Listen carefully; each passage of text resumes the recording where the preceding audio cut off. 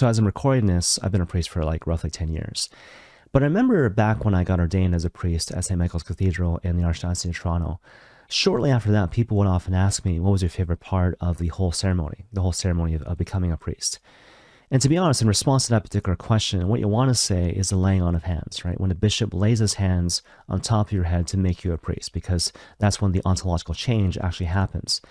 And to be honest, if you don't give that answer, it seems like, incorrect, right? It seems like you're kind of godless, right? And so, there's a part of me, whenever that question is posed to me, that wants to give that particular response. But if I'm being honest, that wasn't my favorite part of the entire ceremony.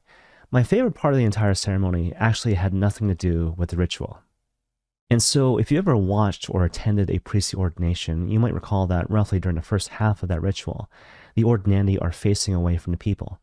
And so again, there's the laying on of hands, there's that thing with the book of the Gospels, there's the anointing ceremony, and then there's the whole vesting thing, right? And so after that, after you become a priest, there's the second part, where you're now facing the people as you consecrate the Eucharist as a newly ordained priest. And the funny thing about that particular moment is that when I turned around and I was facing the people and I was vested as a priest, and I was, a priest ontologically speaking, I remember looking at my mother, right, who had come all the way from Vancouver, and she was standing in the front row. And it was a really simple gesture, but all she did, she winked at me. She just winked at me. And so just to kind of think it through, right, it was one of those moments that was so quick, so subtle, so fast, that literally, if you blinked, you might miss it. And yet my mom knew. She knew that the first time I turned around to face the people of God as a newly ordained priest, I would look at her first. And on top of that, she knew that I wouldn't miss it. I wouldn't miss it if she winked at me, even though it was quick and even though it was subtle. And what's funny about that particular moment was that it was so unexpectedly beautiful, and it touched me in this really deep and profound sort of way that I just started crying. And it lasted like all the way through to when I was giving out communion.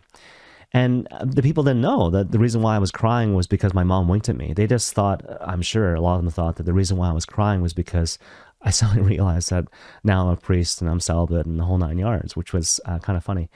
And what's more, people didn't have a Kleenex, and so I remember just like, again, persisting in this ugly cry while giving out communion to the people of God at St. Michael's Cathedral, which was funny and beautiful at the same time. Anyways, the reason why I bring up this particular example, and the reason why I'm spending so much time kind of describing all the relevant details in terms of, what happened, what people saw, what was actually going on in my own mind and my own heart, is because for my money, this is a really great way to explain the nature of unexpected graces. Because even though this moment was kind of embarrassing on some level, because people didn't really know why I was crying, at the same time, because it was mysterious, because it was hidden, it was all the more special. And again, this speaks to the very nature and beauty of the unexpected grace, which in turn speaks to our relationship with God, and in particular how God actually sees us. And so think of it like this.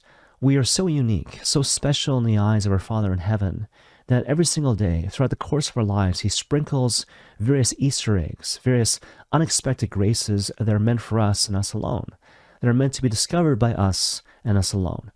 And a lot of times these graces are so unique, so special, that even when we try to explain them to other people, our explanations turn to dust. Not because these things aren't real, not because they're not beautiful, but because ultimately, at the end of the day, these things are not meant for public consumption. They're not meant for other people. They're meant for you and you alone.